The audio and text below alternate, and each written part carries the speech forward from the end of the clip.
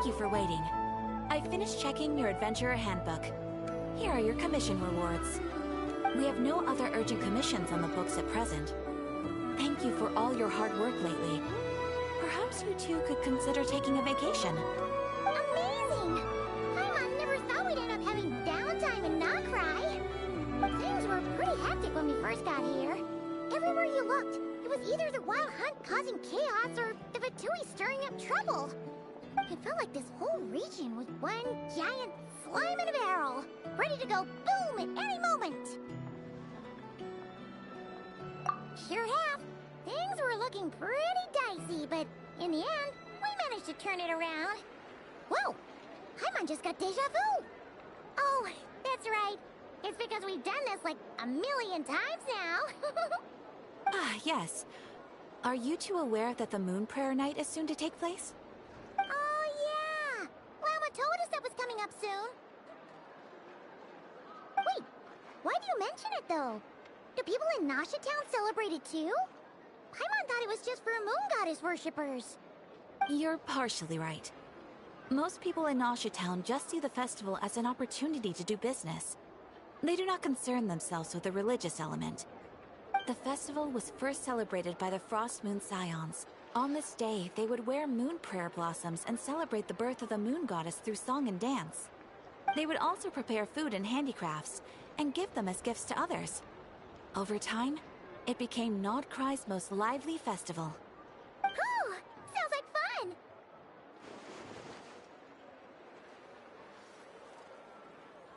Great! Well, in the meantime, since Catherine doesn't have any commissions for us, let's focus on some personal business instead. When we first got here, you mentioned that this was where your spaceship landed? We didn't get to follow up on it at the time, because we got wrapped up in that whole rare situation, but now we can finally start, well, there's a saying Paimon's heard around these parts, which goes, if you lift up a rock, you'll find something you weren't looking for.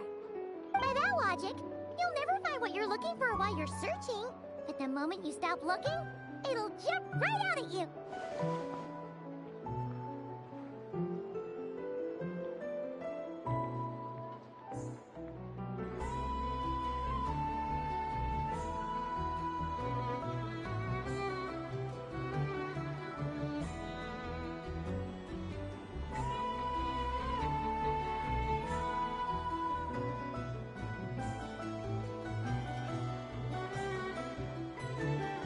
Could be worth a try though, right?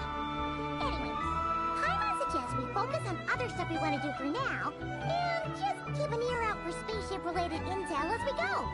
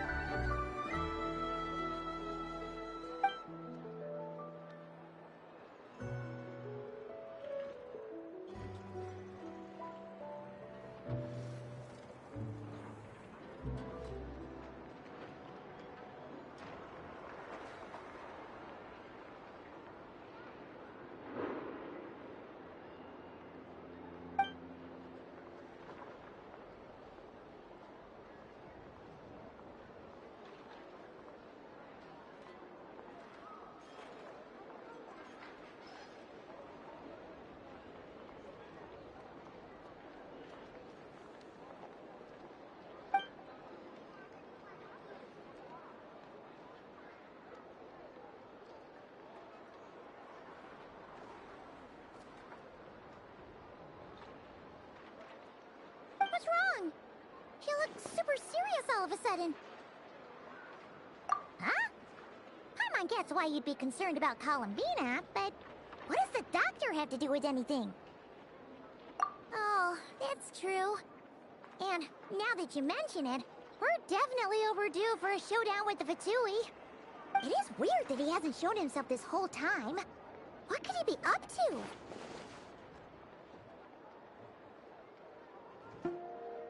True. Paimon would much rather deal with Marionette anyway.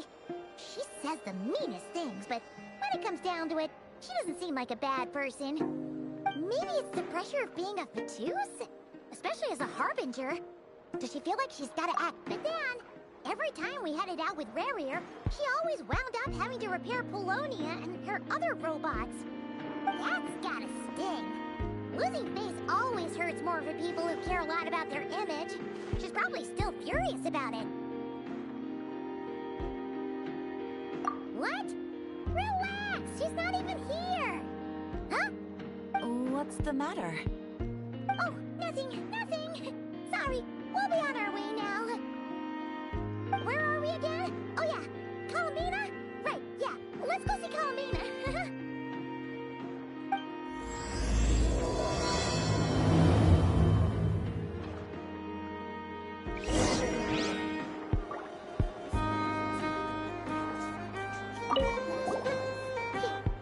I'm not entirely sure. Phew.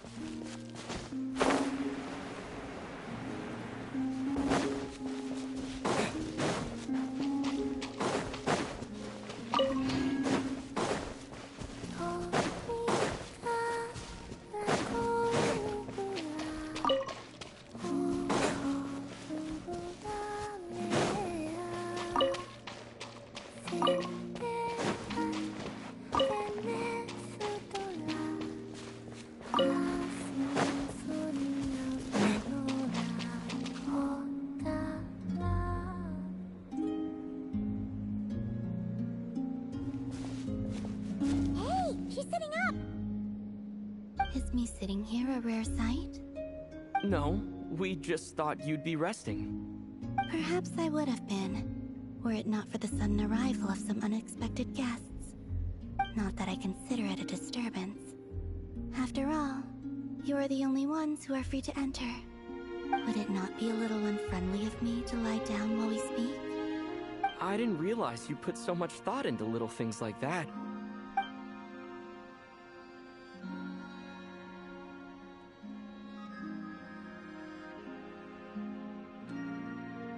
Only sometimes. There have been moments lately where I think about you and your companions. They are warm, mysterious, and cozy memories. Very few of my past memories are anything like that. They say that travelers return home bearing bags full of souvenirs. But my luggage was empty, and I believed it would stay that way. Return home? So, you're still planning on returning to the moon? Yes. This planet continues to reject me, reminding me that I do not belong here. If I remain into that, there will come a day that I disintegrate. And I don't mean reduced to dust, or turned into food for the flowers. I mean, I will cease to exist entirely. Alright then. Well, we're sure gonna miss you. But it sounds like we'll have to say goodbye. How do you intend to return? The moon prayer night is soon to arrive. On that day, the moon will be closest to Devat. The Kuvaki in this land will reach its peak at that time. I merely need to grasp the tide, and with relatively little effort. Oh, Paimon gets it! It'll work like a slingshot! You make it sound like she's gonna get blasted up to the moon. If I did that, I suspect I would crash into the false sky. I will be using a much gentler approach. But I do like the analogy. It's fun. You see? She gets Paimon's sense of humor. In the blink of an eye, the time has come to part ways. It does feel that way, doesn't it? Time seems to fly fastest when you are enjoying it. I have always thought of myself as a wanderer on this earth, and it has never expressed any desire to keep me here. Yet, just as I plan to depart, it tugs at my arm. Is this a gesture of affection? Or is the world mocking me? Oh. Were you hoping I can answer that? Yes. You are a traveler, so you must have a lot of experience in this area. Then, what I would say is, enjoy the moment. That's right! Don't overthink it! Happiness is happiness and joy is joy! The point is to enjoy it, not analyze it! I see. Then what I would say is, even though I am very tired right now, I am still happy. I can't tell from the tone of your voice. Oh, really? You don't think I sound happy? I'm just kidding. I could tell you were in a good mood today from the moment we saw you. Ah, a joke. Albeit not a funny one. Anyway, I assume you're here about you-know-what. Give me your hand. Actually, it's not that. There's something else we wanted to discuss with you. Oh. Then, do you still want to give me your hand? Or not? Sure.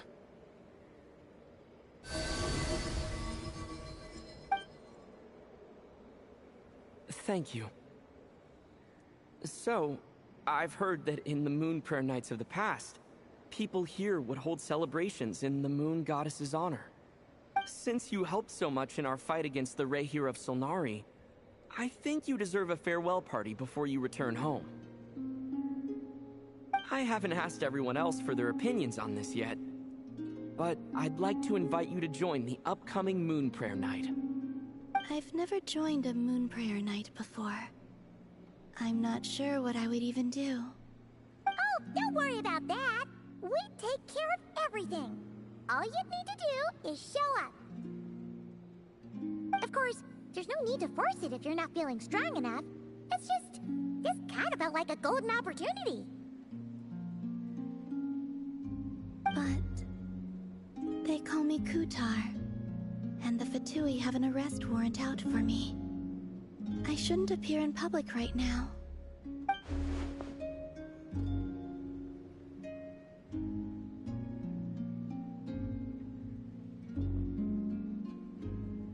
I'll make it work. You have my word. Yeah, we got your back. Well, he does. Paimon's actually not too sure what he's planning. All right, if you're sure. I will not refuse your invitation. I suppose it wouldn't hurt to pack a few more sights from this world into my suitcase before finally learning what my homeland looks like. Oh, if you see Lama, please tell her that my answer to the question she asked me is neither yes nor no. Rather, it is, there is no need. That was kind of cryptic, but sure. Guess it's between the two of you. We'll pass along the message. Bye for now.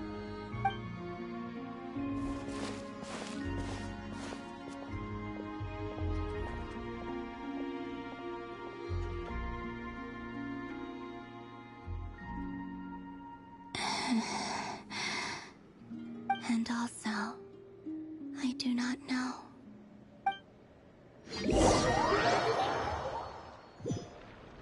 Since she's agreed to join the festival, let's go see who else wants to take part. Lama's gotta be the person most familiar with the Moon Prayer Night. We should start with her. Also, what exactly is your plan to keep her safe? Not sure yet. I'll figure something out. What? Are you serious? And Paimon even gave you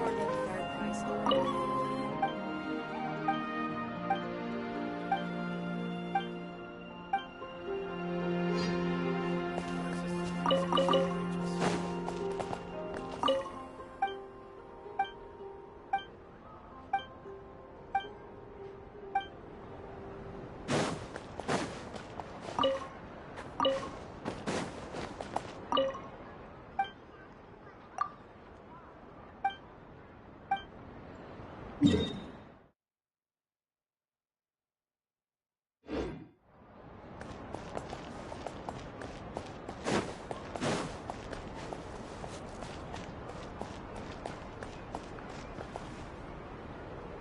Llama! It's us! Huh? Varka? What are you doing here? Beats me. I had a bit too much to drink last night, and when I woke up, I was on Hisi Island. Mr. Varka is helping to oversee Nasha Town's preparations for Moon Prayer Night. He is here to go over some details regarding the decorations and custom cloth designs. Right, yeah, that too. What do you mean, that too?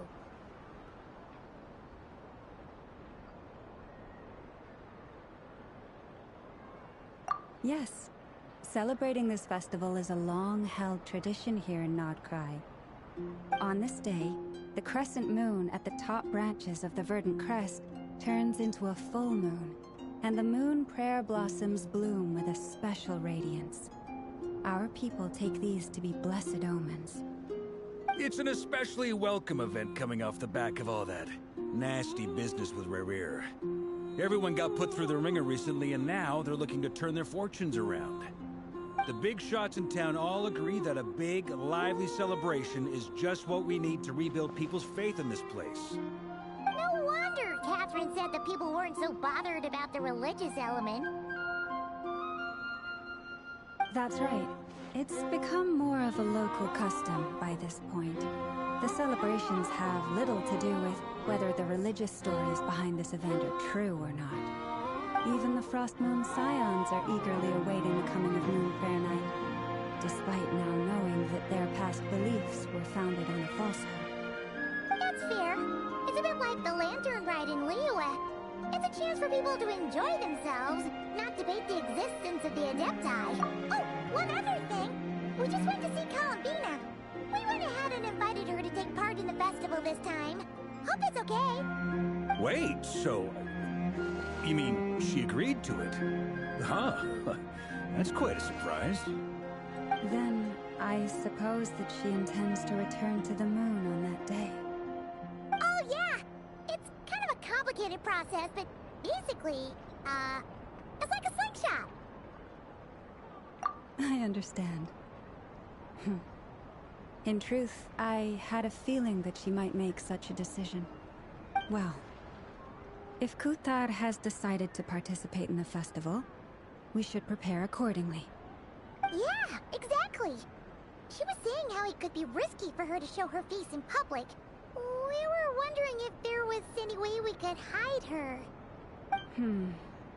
Unfortunately, the people who carved the statues did an excellent job of capturing her likeness. It will be very challenging to hide a goddess whose face everyone is so familiar with. Darn! We may have bitten off more than we can chew here. Nah, don't sweat the small stuff. We can handle that. Huh?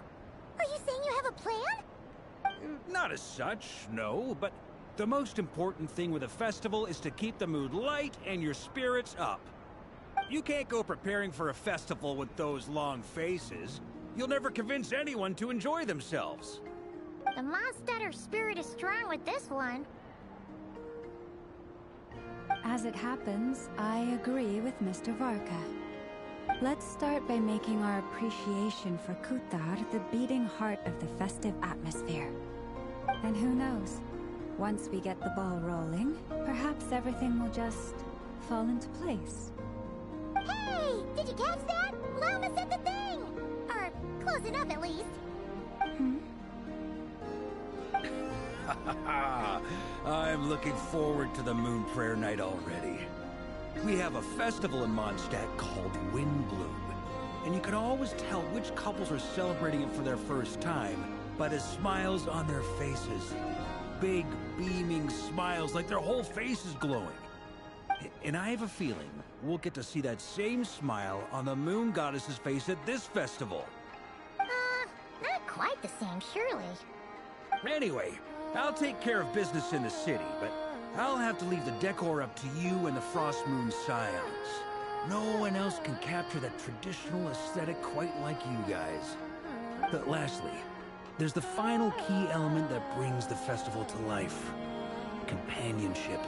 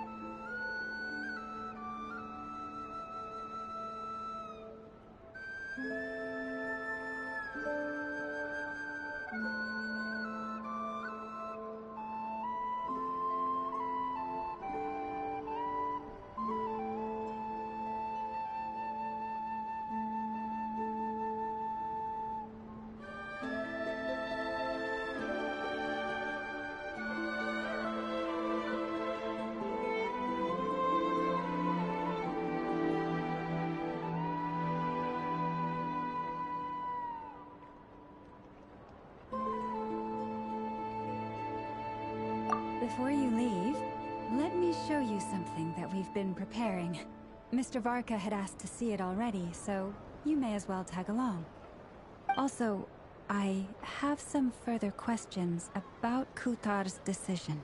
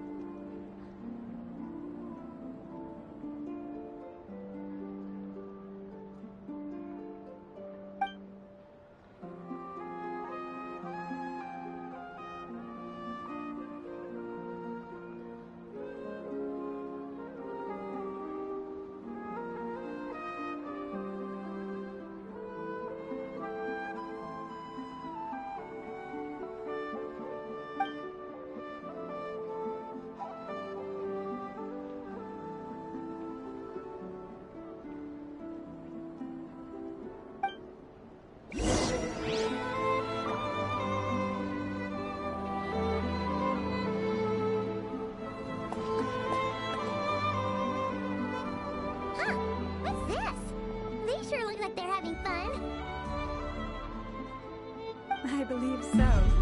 Kuhenki seem very skilled at playing drums like these, although I'm not sure where they learned it from. Maybe it's an innate talent? In their eyes, they're probably just playing with toys.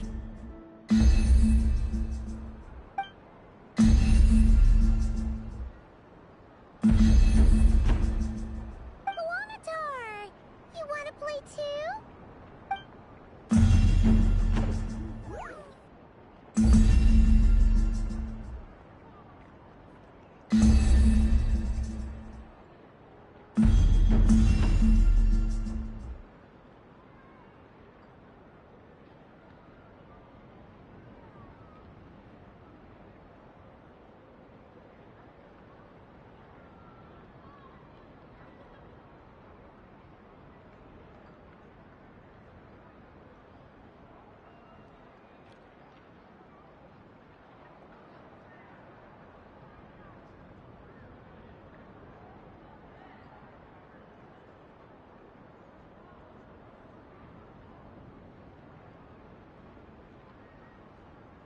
Yeah.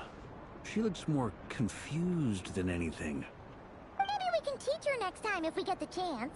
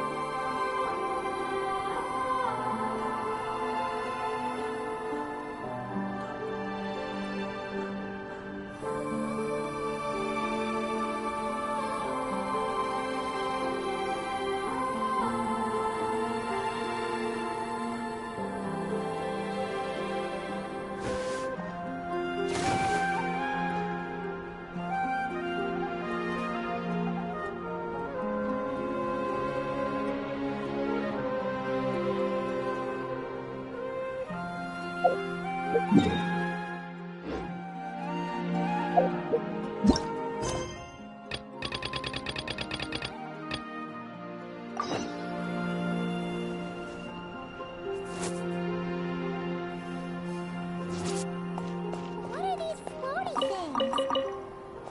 Moon veils. We hang them...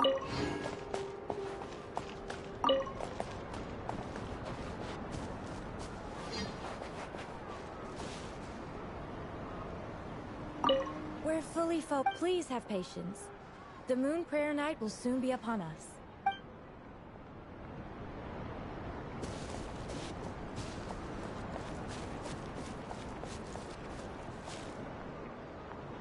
Everyone seems hard at work. They're preparing items for Moon Prayer Night. For instance, the sculpture being made over here. Mr. Varka and I were just finalizing the details of where it will be placed. Ah, there she is. I didn't know the finished article would be so large. Not to worry, though. All the necessary arrangements have been made. Just let me know once it's ready, and I'll get some people to ship it over. You have my thanks. And over here, we are preparing a very traditional confection. Oh, look at all these colors! It looks great! Can Paimon try one? Of course. I have a feeling you'll like it a lot. You bet! Sweets and treats are Paimon's favorite! If you included those in the Feast of the Moon, I bet Paimon would have joined the Frost Moon Scions by now. There will also be verdant crests like this present in Nasha Town during the festival. The timing of Moon Prayer Night is not completely set in advance. We make a rough estimate, then observe the changes in the verdant crests and moon prayer blossoms to guide us. As such, the Wade itself is a fun feature of this particular festival.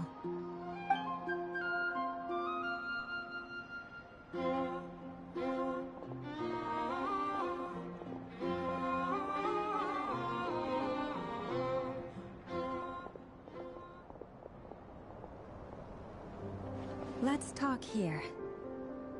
To tell the truth, I am very surprised to hear that Kutar is willing to participate in the festival. I once asked her if she'd be willing to stay with the Frost Moon Scions. I could introduce her to everyone, and we could be a family to one another.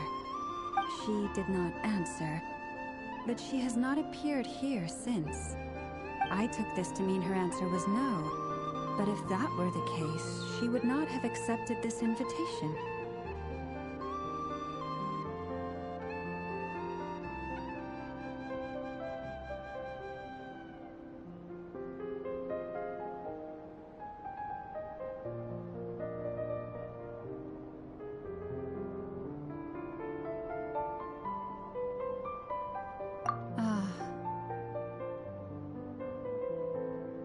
I see. Maybe she is right. Maybe the Frost Moon Scions of today no longer need a moon goddess. But my wish was not for her to come here and be worshipped as a deity. I simply wanted to offer her a place to stay. I'm sure she believes that showing herself here might invite Fatui intervention, and as such she does not wish to cause us trouble. But what really pains me about all this is that this is her birthplace. She ought to belong here, yet no one has been able to grant her shelter. I think I'm qualified to weigh in here. When someone's about to depart on a long trip, what they need is blessings, not burdens. We should wish her the best, not make the journey harder than it already is. Anyway, she's agreed to attend, hasn't she? All we need to do is simply respect her decision. I see your point. Yes, she will soon depart after all. Our job is to leave her with some happy memories. Besides, who's to say her journey to the moon is a one-way trip? It's not like she can't come back and visit if she wants, right? Paimon agrees wholeheartedly. Festivals are all about having fun, so let's keep it simple. All right, I'm gonna head back to Nasha Town soon. Wanna come with? I'm guessing you have some other folks to visit there. Sure thing, let's go! Bye for now, Wilma! Thank you all. Goodbye.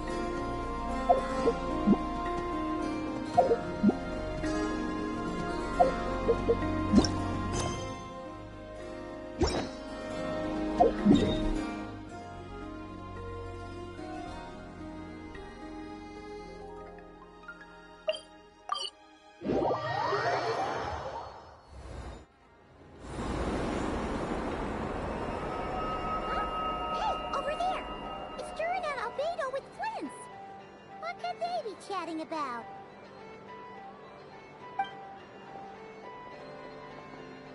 Your guess is as good as mine. Ah, Grand Master, and the Traveler and Paimon. Hello there. It's been a while. Perfect. We have some new volunteers for our investigation. Wait, let me guess. The righteous Lightkeepers are finally ready to hunt down the Abyssal Dragon? Haha. Yes, that too. Yeah, right. Oh, wait. Why does everyone keep saying that too? Well, to be precise, the facts match, but not the causality. Wait, so I guessed right? Half right. Don't act so impressed with yourself. Maybe I can explain. We ran into Mr. Flint's north of Nasha Town. At that time, we just noticed a few abyssal creatures out in the wild, but the strange thing was, I didn't detect any traces of abyssal energy on them at all. On closer inspection, we realized that they were not real monsters, but something akin to reflections in the water, or perhaps a mirage. Huh? What do you mean? Like, you could see them, but not touch them? Exactly. It was very peculiar. They roared and tried to attack us, but we could not make any physical contact with them. I think I've heard of things like that happening in Nordcry before, but I don't know much about it. Yes, it's a known phenomenon. Mirage-like illusions tend to appear in Nordcry in the run-up to Moonprayer Night. From a distance, they appear quite real. I myself thought that Misters Durin and Albedo were locked in battle with abyssal monsters when I first arrived. But after sharing intel and investigating a little further, we can confirm that these illusions are harmless. There is no great cause for concern.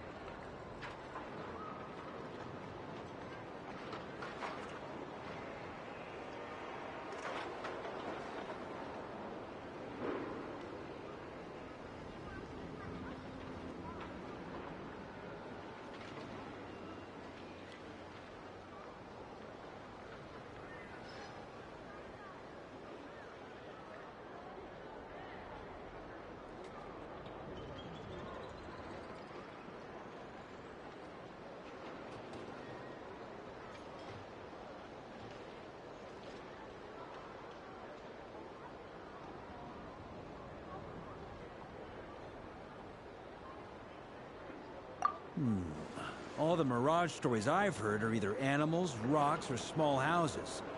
Abyssal monsters, though? That's a first. It's a first for me, too. So I'm planning to look into it further just to be on the safe side. I intend to inspect a few more locations. What about you two? Any plans? Alice contacted me a few days ago. She'd like me and Durin to assist her with an experiment. But we lost contact shortly after receiving the message. I'm sure that comes as no surprise to anyone familiar with her. We don't know when the wind will blow, yet when the wind blows, we will know. That, in a nutshell, describes how Alice operates. Yeah, that tracks. Okay. Well, I suggest we investigate this Mirage business in the meantime. It's piqued my curiosity, and I'm pretty sure I know someone who will already be 10 steps ahead of us. Well said. Right? Whatever's happening in Nordcry, she always seems to be the first one to know. Let's go see what she knows. We can invite her and her staff to the festival while we're at it.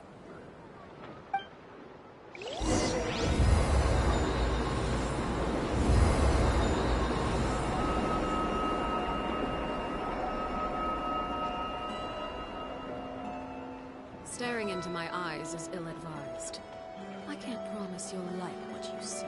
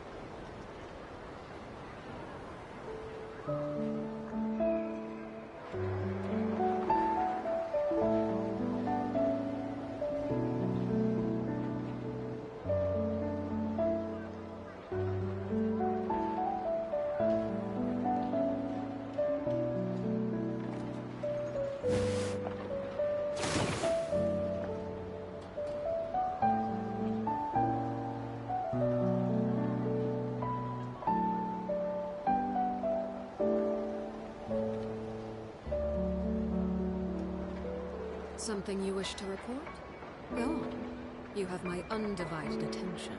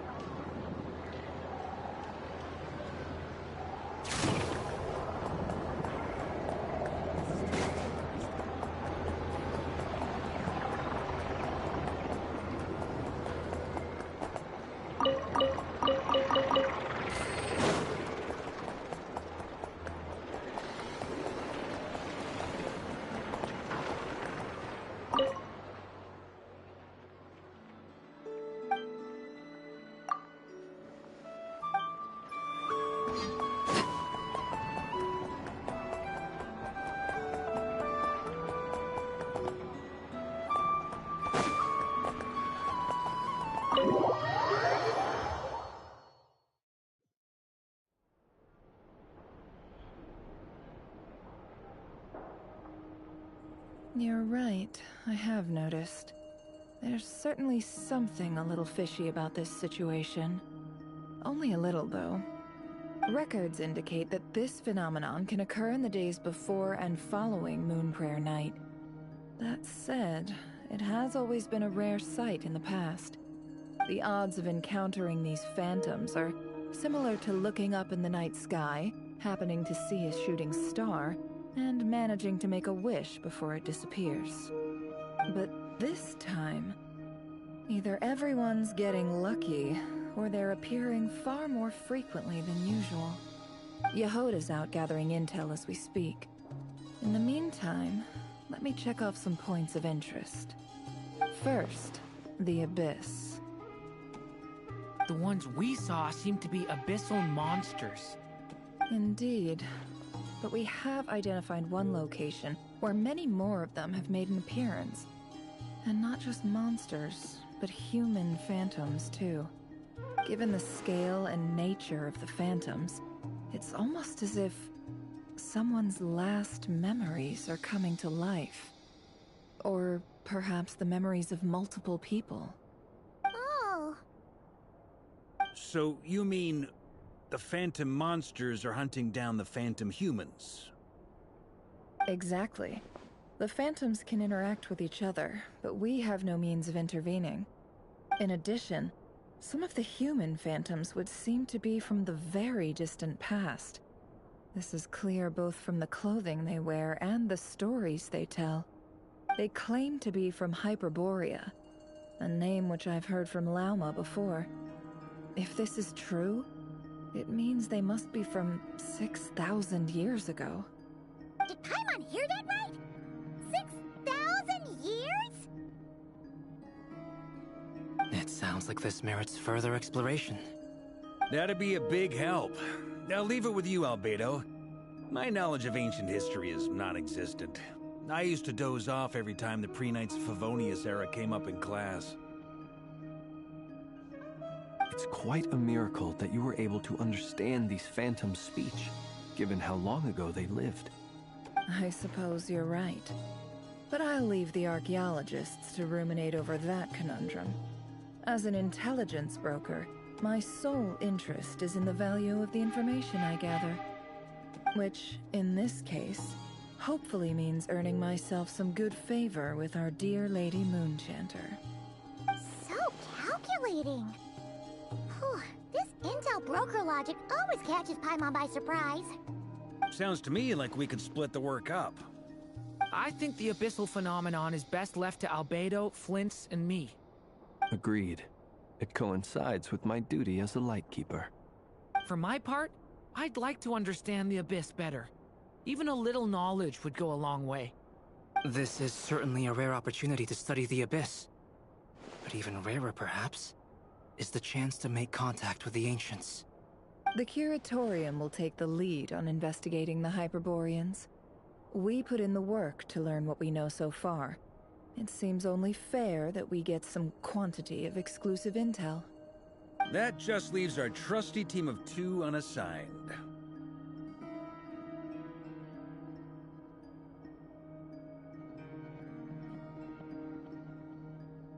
Since you became an honorary knight, of course. This was part of my grand plan all along.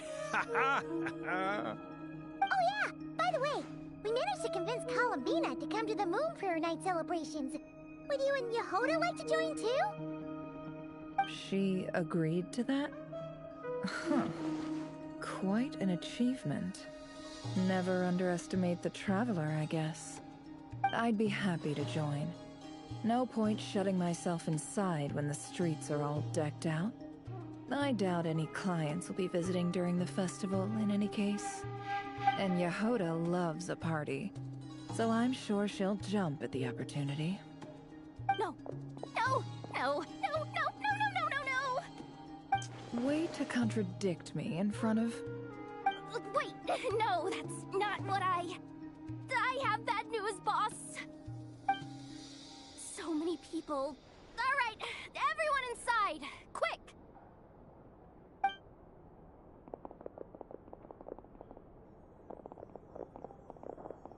This is gonna sound crazy, but hear me out. I saw one of those phantoms at Star Sand Shoal, and it was some sort of flying ship. Like a spaceship? That's gotta be the one you came to Tibet in. You said you saw the same thing through the moon marrow, right? Huh? You already know about it? Ugh, I thought I was gonna blow people's minds. Turns out I'm the last to find out. Wait, back up. You came here in a spaceship? Now my mind is blown! What's it like on the inside? Was it like flying through space? I want to know everything! Yep, exactly. Huge discovery. You're the best. Second best intel broker in the world. After your boss, of course. Wow. Really? Well, I don't know if I'm all that, but... I guess that decides where we're heading next. Come on, don't look at me like that. I know the spaceship doesn't have anything to do with me, but you don't want to leave me as the only one twiddling my thumbs, do you? Please? Fair enough. You can tag along. In that case, let's meet back here to discuss our findings once we're done. I wish everyone a productive investigation. You too!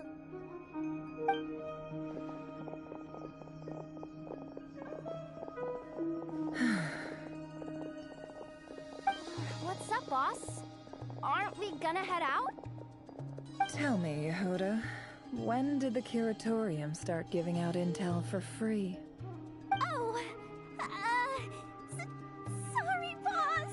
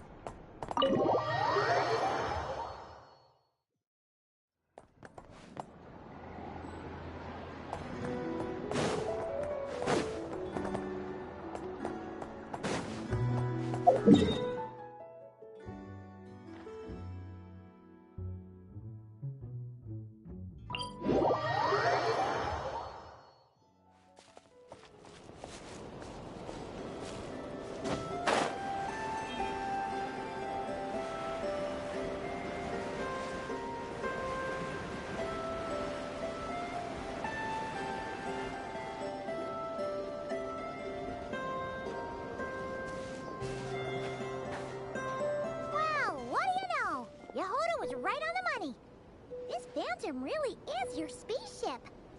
But that's so weird. Why would it show up here? Is it some kind of projection? Or a ghost? Like, maybe it no longer exists, but somehow it left an afterimage?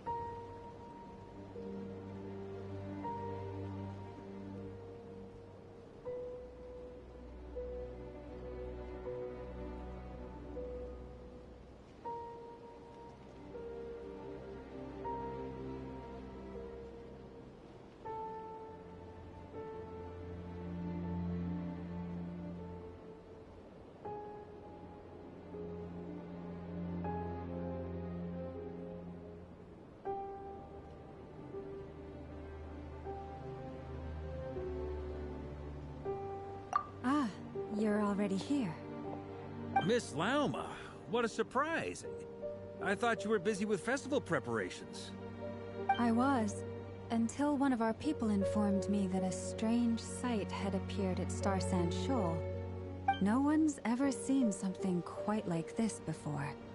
I thought I should see it for myself. Same here. Oh, so we heard that these things appear around the festival period. Any idea why that is? Unfortunately not. We have very limited information about them, since they can't be interacted with. And no human phantoms have ever made an appearance before now. The most we've been able to deduce is that these sightings appear to be connected to the increase in Kuvaki energy around this time.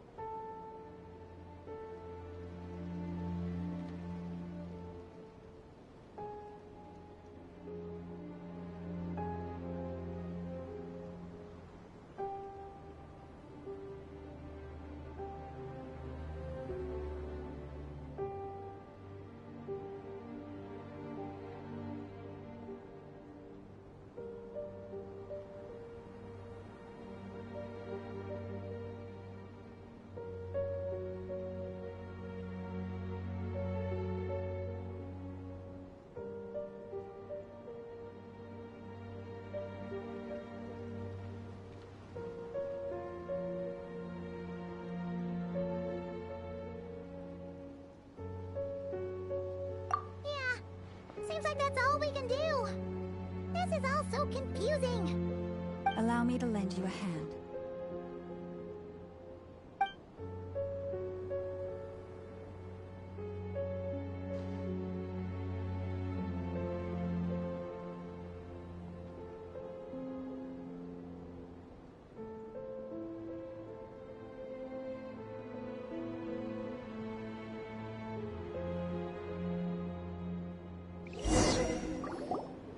Everyone, our friend here should be able to provide us with some information. Is that a phantom Rhymehorn deer? I've heard about how the Frost Moon Scions live in harmony with the animals, and can even communicate with them. That's coming in handy now, for sure. Okay. Yes, I understand. Then how about this?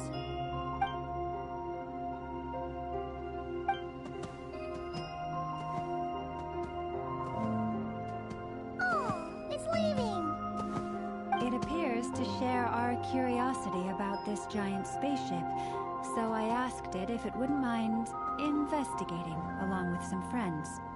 In return, I told it about some nearby spots where the wild fruit grows abundantly. We may live in a different era from these phantoms, but I trust that the terrain, climate, and ecology here are more resistant to the effects of time than some things are. Let's give them a moment and hope for the best.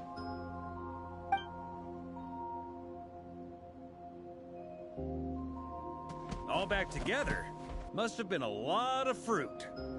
Indeed. Now let me ask them some questions.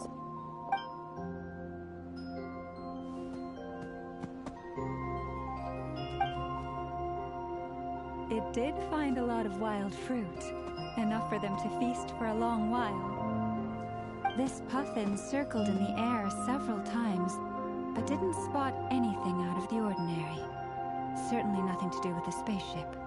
Huh. Well, it definitely makes sense to get a bird's eye view. Indeed.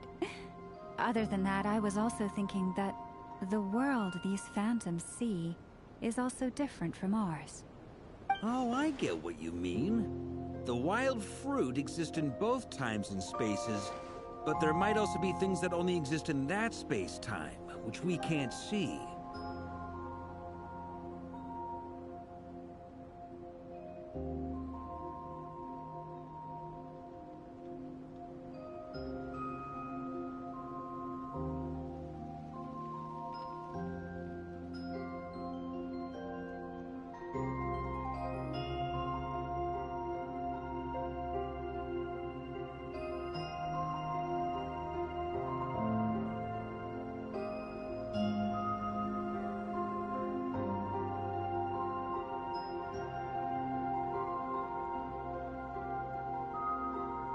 Good point. Great thinking, Llama. Blunthorn rhinos can use kuvaki to shift great rocks. But this one says it couldn't get that ship to budge by even an inch. The sniffer mole tried too, but despite being a skilled digger, it could not get through. They say that the spaceship looks robust and undamaged. It seems completely impervious to any and all attacks.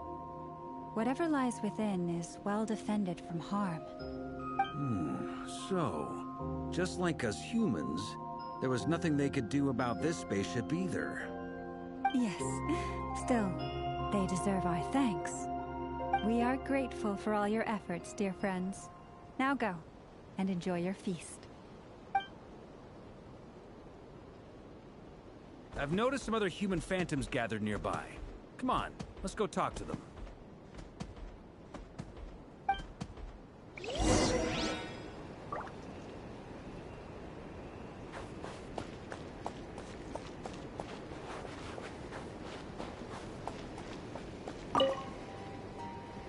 What is this thing? I've never seen it move, and there's no way to get inside. Goodness knows. My grandpa says it's been sitting here at least since his grandpa was still alive. What about his grandpa?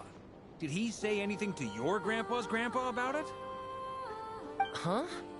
I don't know. In all likelihood, it was here back then too. Hard to imagine something this huge could move. Guess that means that as far as they're concerned, this ship's been around a long time.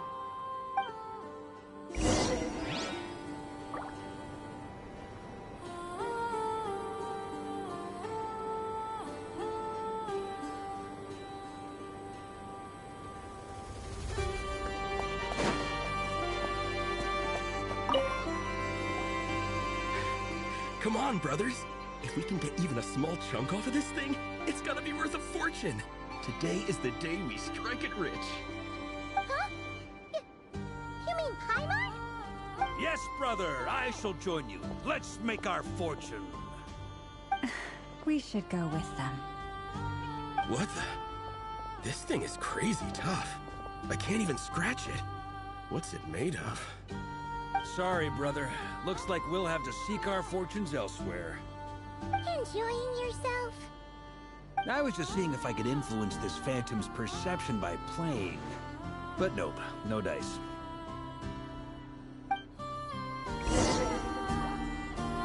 I'm sure we're all starting to build up an idea of what's going on here now that we've spoken to some of the people. These phantoms are reenacting real historical events in Nordcry. It's almost like we're in some kind of interactive stage play.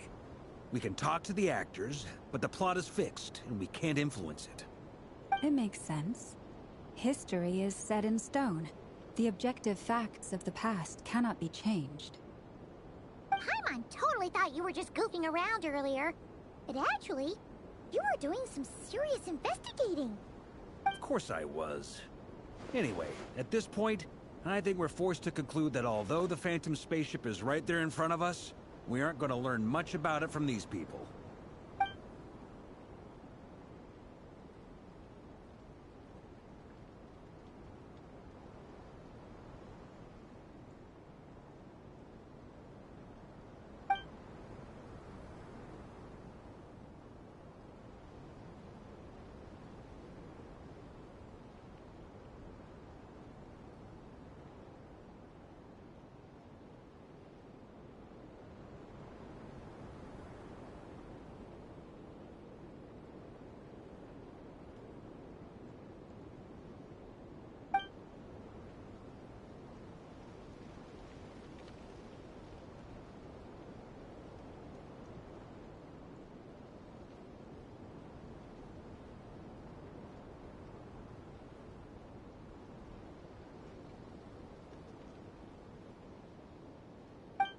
Don't be discouraged. If nothing else, this is proof of the ship's existence. And think about it. So many people tried to hack their way inside, but no one could get the door open. It's made of very tough material. To me, that says that we'll either find the ship itself or the story behind it. It's just a matter of time. Huh. Every now and then, when Varka gets serious, he actually does seem like Grandmaster material for once. I wonder how the others are doing. Let's head back for now. Sounds good. Also, drinks are on me if Team Knights of Favonius is the first to finish. Wait, we have a team name now? Am I in Team Knights of Favonius as well? You're very welcome to join. We've even got a cathedral ready for you. Isn't that technically blasphemy? You wouldn't dare make a joke like that if Barbados was in earshot. Nah, I'm sure Barbados doesn't mind a little harmless blasphemy once in a while.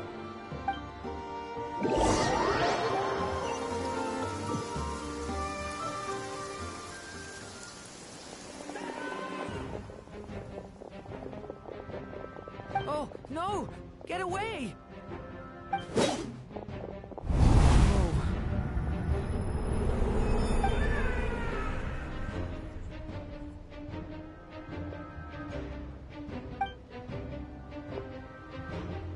I know it's hard to stomach, Mr. Durin. But as I'm sure you've noticed, there is nothing we can do to intervene in that which unfolds before us. But we have to at least try. And try you have. But are you aware of how many unsuccessful attempts you've made now? I wasn't keeping count. I'm afraid this is the 39th failure so far. Or the 5th, if we're only counting this particular victim. There are no indications that these phantoms may be altered in any way. You seem to have calmed down a little. I'll make us a fire. You should rest and have some water. Feeling any better now, Mr. Durin? May I ask a few questions? Be my guest. What exactly are we witnessing here? What happened to those people? My guess would be that we are seeing Nordcry during the Conrian Cataclysm.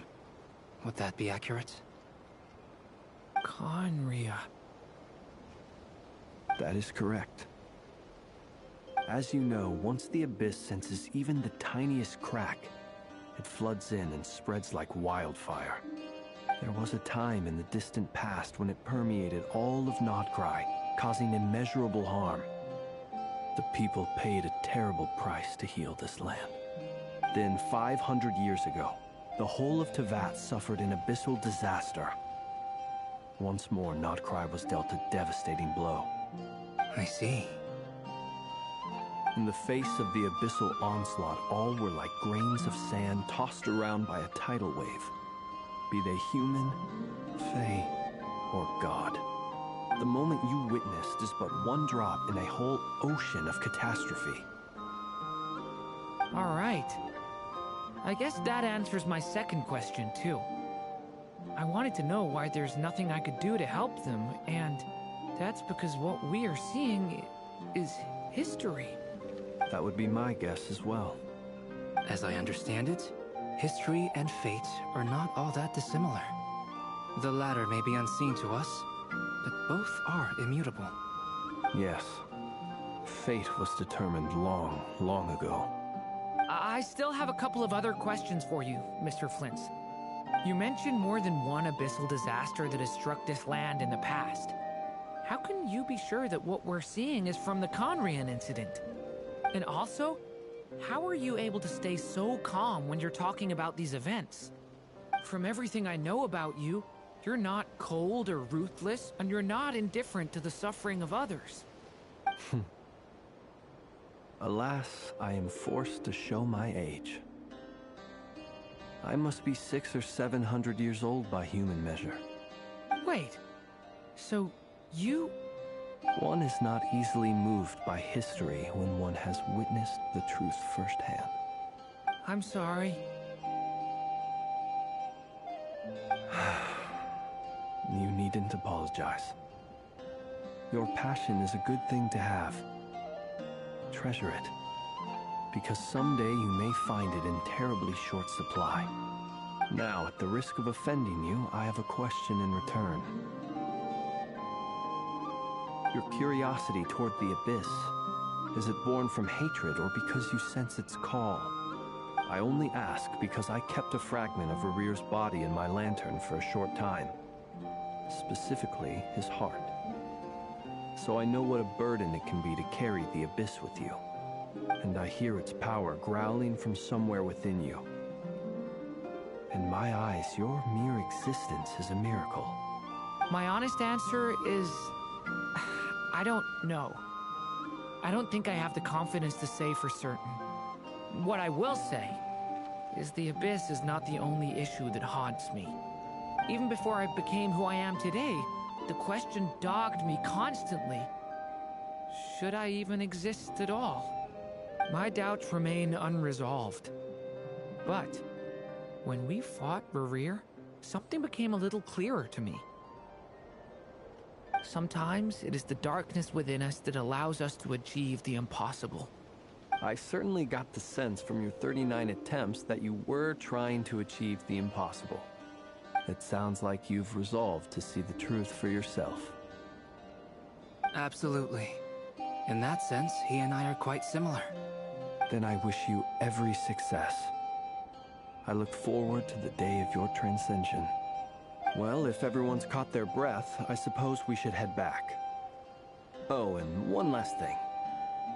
I'd appreciate if you kept our discussion about history a secret.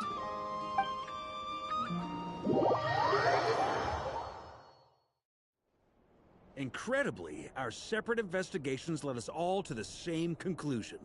Hooray for consensus! Yeah, but we barely learned anything, though. I totally thought this would be the mother lode. Talking with the ancients? I mean, come on! But nope. All we got was useless snippets of conversation. And all this stuff about moons and hyperopia. What a load of baloney. Seems like people back then had a few screws loose. I understand your frustration. We found the same issue. Each phantom only showed a very brief moment in time. There isn't much value to be found in these miscellaneous fragments of a civilization's history, no matter how glorious it may have been. If there's a silver lining, it's that these phantoms are harmless to the present reality. They shouldn't get in the way of the festivities. Paimon agrees. And not just because it's the first thing she understood in this whole conversation. You look disappointed, Nefer. Is something the matter? What do you think? We all worked our tails off, but the only one to gain anything from it was you, Lady Moonjanter. Well, please do share the Hyperborean records with me. I will gladly inscribe them in our people's documents. Oh, duh! Yeah! That was it! Hyperborea! Hyperborea. I'm serious. Only an expert in the Frostmoon Scions and their history can turn these records into valuable research material. The alternative is to let them gather dust on the Curatorium's storage shelves until the pages turn yellow. Nefer, you're wise enough to know that cooperating and sharing the profits is the best course of action here. Well, that goes without saying. Sure, let's do that. Huh?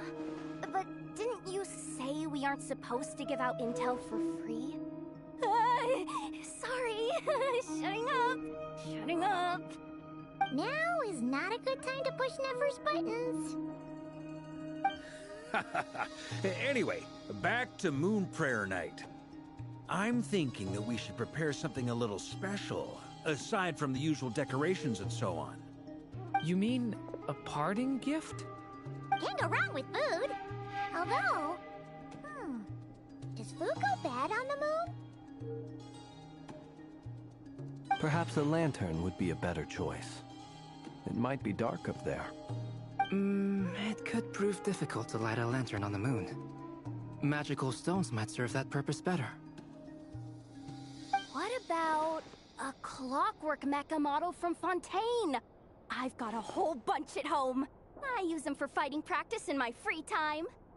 None of these sound like things she would be even remotely interested in. But we don't interact with her enough to know what she likes.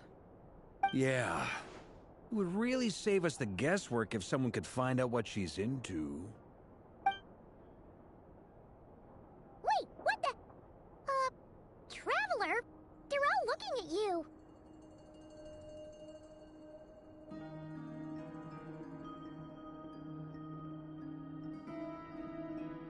Great! Haha, problem solved. Now, I need to stop by Dory's. Gonna need her help sourcing a bunch of stuff for the festival. Then let's leave it there for now. We all have our own business to attend to. Traveler, if you find out what Kutar likes, let us know right away.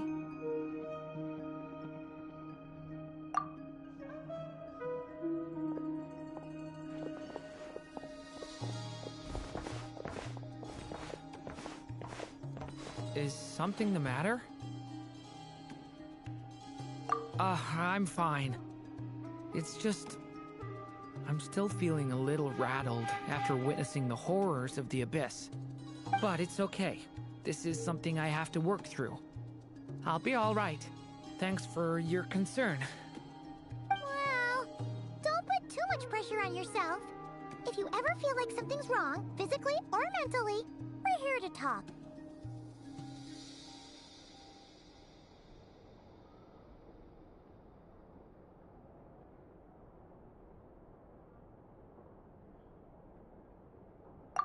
Come on. Stop treating me like a kid.